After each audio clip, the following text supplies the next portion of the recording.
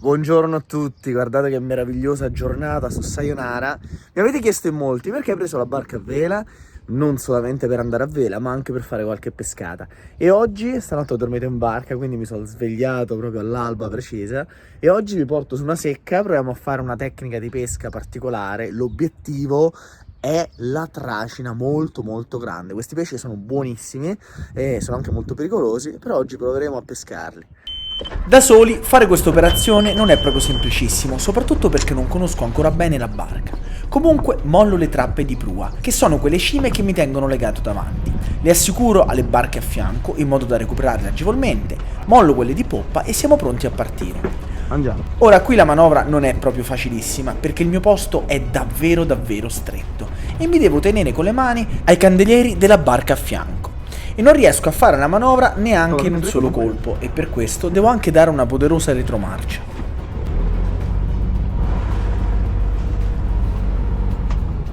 Ma alla fine tutto si può fare e piano piano comincio ad uscire.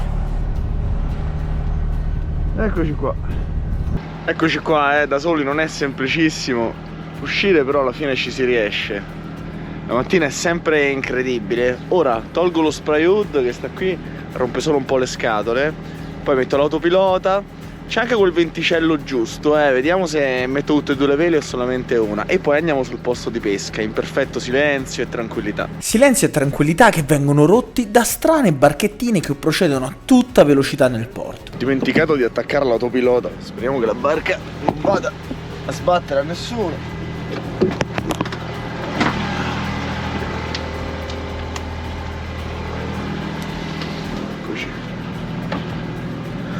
5 secondi e via. Impostato l'autopilota posso finalmente preparare le lenze, visto che ancora non posso tirar su le vele. Da una parte pescherò con un Minnov affondante e ne approfitto per mettere un piccolo octopus vicino alla girella in modo da creare ancora più attenzione, visto che i tonnetti amano queste cose. Dall'altra invece pescherò un pochino più a galla. Beh, con l'autopilota è un'altra storia, fa tutto da sola. Ora sistemo un po' questa che è la mia vasca del velo e preparo le canne. Queste le mettiamo subito a traina, che qualche tonnacchiotto potrebbe esserci.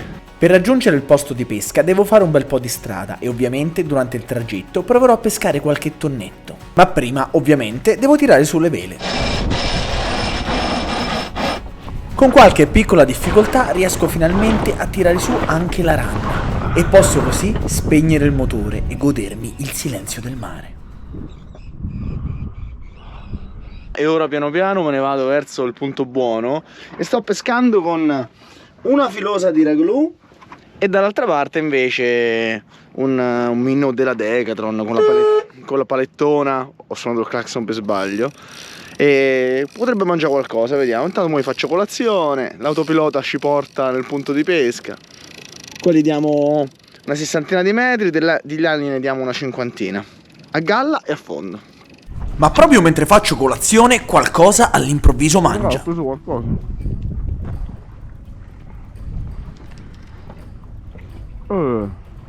Ha mangiato sul ragù e sicuramente si tratta di un alletterato o di un tombarello. Pure bello incazzoso, Tira parecchio e non so di cosa si tratta. Devo prendere qualcosa per tirarlo su. Andando a prendere il raffio, raga. Gli lascio un po' di frizione aperta. Guardate. Corri. Mi sto sempre più rendendo conto che per fare questa cosa devo essere ben organizzato, altrimenti da solo diventa veramente un incubo e con pesci seri rischia di essere pure pericoloso. No, me la gioco. Mamma mia, raga. 10 minuti che combatto qui, ma non lo so veramente cosa ho preso, Tira bene. Il filo non è enorme, quindi ci devo andare piano. Ci siamo quasi, Eccolo. Questo che si è incagliato nell'altra canna. È un alletterato. Sono convinto che avevo preso un paio di alletterati sulla stessa montatura e probabilmente uno si è staccato alla fine. Che ha mangiato sul rosa. Il raffio è davvero esagerato per questo pesce, però non ho altro strumento per tirarlo a bordo e soprattutto non voglio insanguinare tutto il deck. Non sul tech. Ovviamente da logo però sembrano tutti piccolissimi, ma questo è un alletterato di 1,5 kg.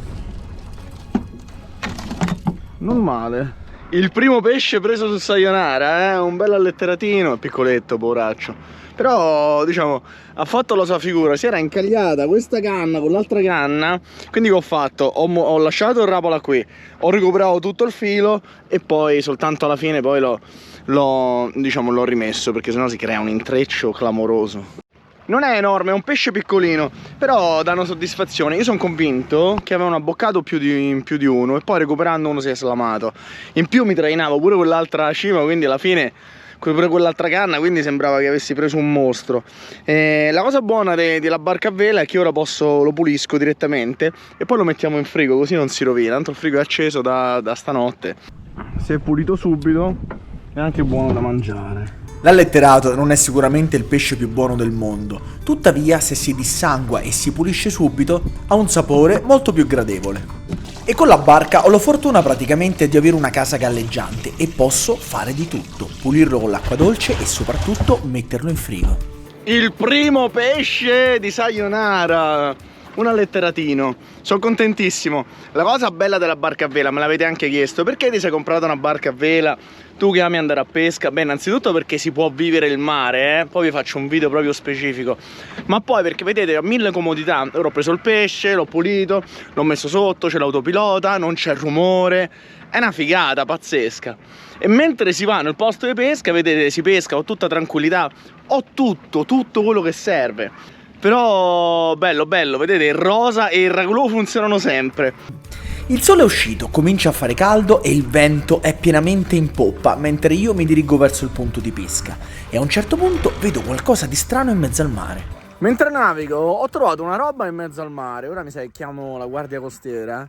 Sembra un frigorifero, ed è bianco, sta proprio qui dietro, però è un pericolo perché se uno lo prende in pieno mentre naviga non sono cose piacevoli. Ora ve lo faccio vedere. 11.078. E quindi c'è un frigorifero alla deriva, di grosse dimensioni. Di grosse dimensioni, guardi, sarà un paio di metri per uno che galleggia. Poi adesso noi faremo il messaggio e faremo la richiesta a missione avviso naviganti. Ecco, queste sono le cose che se le prendi di notte mentre sei in navigazione, spacchi la barca e affondi. Terribili. E queste purtroppo le buttano, secondo me, i pescherecci, perché ma chi cacchio è che butta un frigorifero, un congelatore a pozzetto? Boh. Il punto dove devo andare è proprio col vento in poppa, quindi mi sono messo a farfalla, anche se non è ideale mettersi perché potrebbe essere un po' pericoloso, ma noi facciamo attenzione, ma guardate che bello. E mentre la barca va e mi godo il mare, ne approfitto per preparare le lenze che dovrò utilizzare una volta arrivato sul punto. Qui ho davvero tutto il tempo del mondo e soprattutto il silenzio, quindi posso fare anche quelle operazioni che su una barca a motore sarebbero molto più complesse, soprattutto per chi si andrebbe al triplo della velocità. Ho creato finalmente queste due montature, una con ami un pochino più grandi e un octopus di questo colore che mi piace molto, e una con gli amini più piccoli, perché se mangiano le danute magari l'amo più piccolo funziona meglio. Pesca semplice, lo sapete che a me la traina col vivo non piace, infatti pescheremo con la striscia di calamaro. Poi vediamo se c'è qualche cappone, mamma mia, quello sarebbe un sogno. Il cappone in solitaria. Dai che fra un pochino arriviamo sul punto di pesca. C'è un'esercitazione della marina, ci sono delle navi giganti tutto intorno a me. Mi devo preoccupare? La marina mi sta facendo brutti scherzi, Non so dove cacchio vanno. Finalmente sono arrivato sul punto di pesca e ora le operazioni da compiere sono abbastanza semplici. Tirare giù la randa e ridurre il Genoa in modo da ottenere la velocità giusta per poter fare questo tipo di pesca. Tiro fuori i calamari che ormai si sono scongelati e cerco di ricavare due belle striscioline, più lunghe possibili. Purtroppo le esche che ho trovato non sono delle migliori, ma ci accontenteremo. Innesco semplicissimo. Infatti basta innescare la strisciolina su entrambi gli ami, creando una sorta di linea. L'importante è che quando la trainiamo non ruoti, altrimenti incasinerà completamente il nostro filo. 1, 2.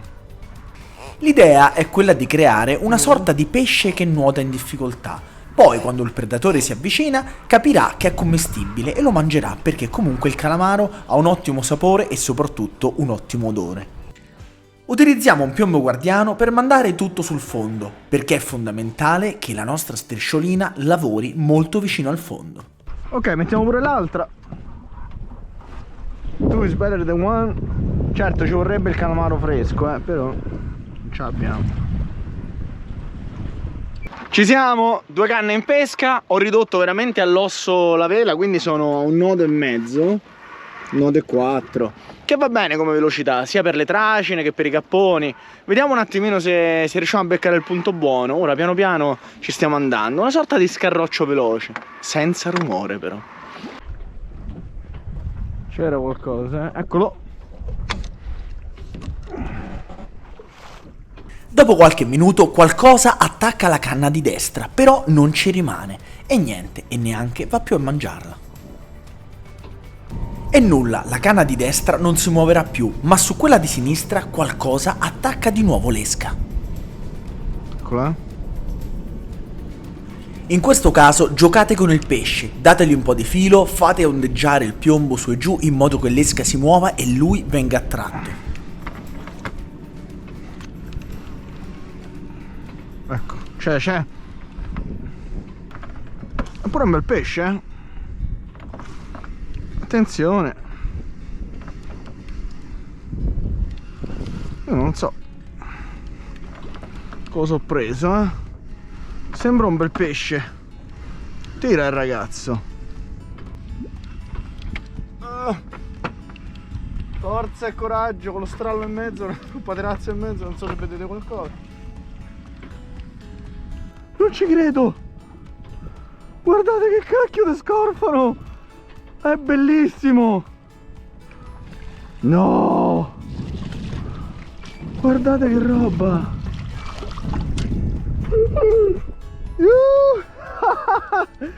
Che cacchio. Fantastico. No. Meraviglioso. Guardate che roba. Cioè ragazzi, sono felicissimo. Guardate che cacchio ho preso. A traina con la striscetta. Bellissimo. Uno scorfano incredibile. Mi sono contentissimo. Mua! Sta sayonara è bestiale. Mamma mia, ve l'avevo detto che avrei fatto dei danni incredibili. Con un pezzettino di vela così la barca se ne va dove vuole. Ma sono felicissimo. Se l'è ingoiata da Dio. E vedete che sti ami sono terribili proprio. Bravissimo, bravissimo. Mamma mia, bello. Guardate che bestia. Bellissimo. Bellissimo. Raga, guardate che sberlone. Questa è tanta roba. Ora togliamo l'amo. Che meraviglia. Vedete che c'è questi piccoli affarini attaccati che sono dei parassiti. Bello. Mettiamolo nella vasca ora del morto qua.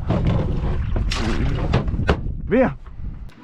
Ragazzi, sto provando una gioia che veramente non si può descrivere, perché pescare così a vela secondo me è veramente il sogno di chiunque. C'è una giornata spettacolare e certo mi devo organizzare, non c'ho l'ecoscandaglio, non c'ho il GPS, però vedete che alla fine della storia tanto basta più o meno conoscere qualche punto, non serve andare lì con super strumenti sofisticati. Certo aiuta molto la vita, però è bello anche così. Con una veletta avrò consumato penso 50 centesimi di benzina stamattina giusto per uscire dal porto.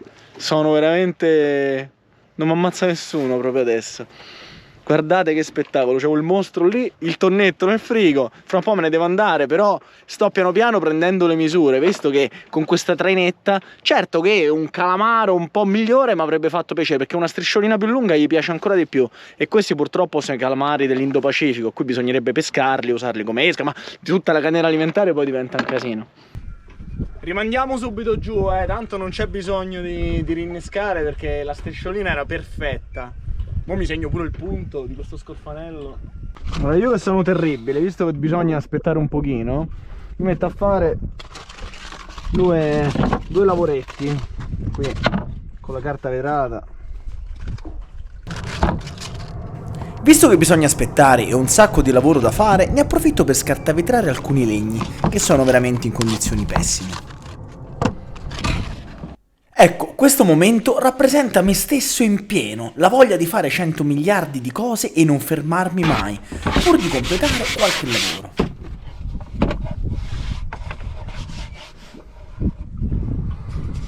Passati altri 20 minuti non ho mangiato nulla, intanto mi sono messo a fare qualche lavoretto, il tech già è molto più bello di me, qui non l'ho toccato, questi vedete ci devo passare poi il prodotto. Bello che la barca a vela puoi fare mille cose, però ora devo cominciare ad andare via perché purtroppo ha messo mare brutto e che alzerà verso mezzogiorno. A questo punto mi conviene tirare sulle canne, rifarmi una trenata al ritorno e purtroppo poi andare via, non si scherza mai col mare. Però mi sta piacendo, anzi se voi avete qualche consiglio di quello che sto sbagliando io accetto tutto molto volentieri.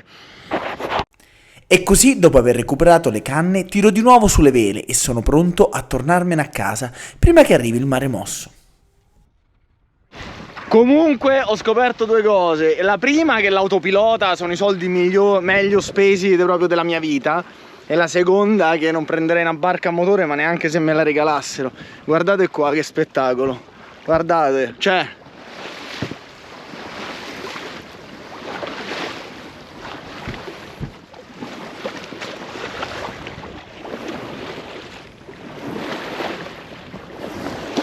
questa sensazione non si può pagare. Poi io da solo sono uno scalmanato pazzo e devo ancora sistemare qualche cosina, ma una volta che la metto a punto divento un assassino del mare. È bellissimo, è indescrivibile, senza il rumore mamma mia, cioè, ma di che stiamo a parlare? Faccio vedere una cosa fighissima del Golfo di Cagliari, alle mie spalle c'è Luna Rossa. È fortissimo perché qui si vengono qui loro ovviamente si allenano nel golfo perché c'è il vento perfetto e a volte si ha la fortuna di incontrarli, come oggi. Ora inizia la mia piccola tragedia personale, l'ingresso nel porto di Cagliari, molto grande ma soprattutto abbastanza non voglio tagliare la strada a loro. Che v'ho detto, guardate qua dietro, a tutta birra. Così si entra nel porto. Terribili. Ora, perché l'ormeggio con Sayonara è difficile? Perché purtroppo di poppa, diciamo a marcia indietro, manovra di merda. Sostanzialmente quindi devo fare una marcia indietro lunghissima e se non prende a brivio la barca non manovra e ogni volta che devo farla girare devo praticamente togliere la marcia, quindi perché l'elica spingendo sul timone ovviamente gli rompe le scatole. Quindi è tutto un gioco di equilibri questa manovra oscena che è peggiorata dal fatto che poi purtroppo il mio posto a barca è strettissimo. Ora lo vedrete ed è un incubo, però ce la dobbiamo fare per forza. E vi faccio vedere a 3 volte la velocità normale il terrore di questo ingresso in porto, con delle manovre che sono davvero difficili da eseguire, soprattutto la prima volta. Ormai però per fortuna ci ho un po' preso la mano e sono già una decina di ormeggi che non faccio troppi casini. Ecco, questo è il mio atto di fiducia per Sayonara. A questo punto tolgo motore e in folle do tutto timone a sinistra, in modo da far girare la poppa e infilarmi perfettamente tra queste due barche. Un incubo, davvero.